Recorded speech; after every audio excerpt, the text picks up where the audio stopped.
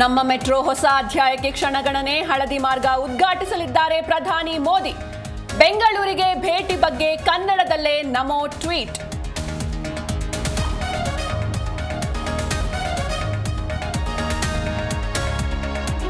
ಬೆಳಗಾವಿ ಬೆಂಗಳೂರು ವಂದೇ ಭಾರತ್ಗೂ ಮೋದಿ ಚಾಲನೆ. ಸಂಗೊಳ್ಳಿ ರಾಯಣ್ಣ ನಿಲ್ದಾಣದಲ್ಲಿ ಸಕಲ ಸಿದ್ಧತೆ. ಕರುನಾಡಿಗಿಂದು ಡಬಲ್ ಧಮಾಕ.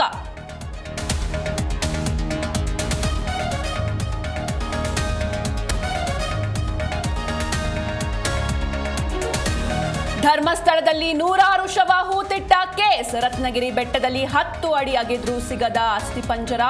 13ನೇ ಪಾಯಿಂಟ್ ಮೇಲೆ ಎಲ್ಲರ ಕಣ್ಣು.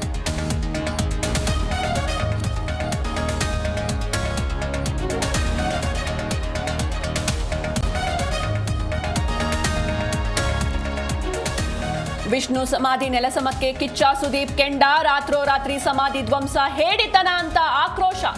ಇದೊಂದು ಕರಾಳ ದಿನ ಅಂದ್ರು ವಸಿಷ್ಠ ಸಿಂಹ.